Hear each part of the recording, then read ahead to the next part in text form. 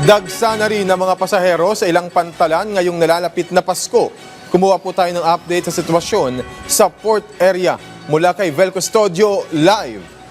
Bel. Alam na kararanasan ng traffic ang mga pasahero patungo dito sa Manila North Port, kaya ang ilang mga biyahero naiwan na ng mga biyahe ng barko. Maagang nakapag-book ng biyaheng barko si Ronalisa, pero nahuli naman ang dating niya sa Manila North Port dahil sa traffic. Dapat kasi maaga, dapat na-traffic lang talaga kami. Kaya naiwanan kami ng ng barko. Sabi, mag-antay lang daw kami, tapos baka bukas or madaling araw, pero hindi pa sure na makasakay kami papuntang Cebu. Inagahan naman ni Ramsel ang biyahe patungong Pantalan para hindi maiwan ang barko patungong Zamboanga del Sur. Alaw na po, nag-ano na po ako, alaw ng madaling araw. Masyado traffic.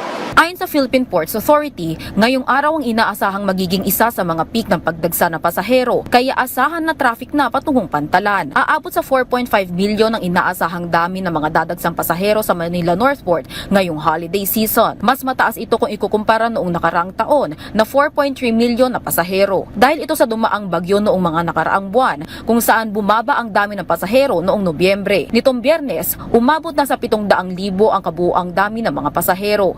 Kaya ayon sa PPA, posibleng umabot na sa milyon ang kabuuang bilang ng pasahero simula noong December 15 hanggang ngayong weekend. Payo pa ng PPA, mas maigi nang mag-book ng ticket online para maiwasan ang pagiging chance passenger o ang mga walk-in passenger na naghihintay na lang kung may magiging available pa na ticket sa mga biyahe. Nagbabala rin ng Philippine Ports Authority sa pagbubook ng ticket sa mga fixers. Ayon sa ahensya, maaaring umabot ng triple sa mga bayarin kung kukuha ng fixer. Nilinaw din ng PPA na kasama na ang insurance sa binabayarang ticket at huwag maniwala sa mga fixer na nag-o-offer pa ng insurance. Ayon pa sa pamunuan ng Pantalan na huwag magdala ng mga ipinagbabawal sa biyahe kagaya ng mga inuming nakalalasing at matutulis na bagay. I-check din ng mga pupuntahang LGU kung may local ordinance na inilabas sa mga pupwede at ipinagbabawal dalhin. Manatiling nakaantabay sa social media page ng Philippine Ports Authority at direktang makipag-ugnayan sa mga shipping lines para sa kanseladong biyahe. Samantala, bilang parte ng kahandaan sa dagsa ng pasahero, nagdagdag ng X-ray baggage machine,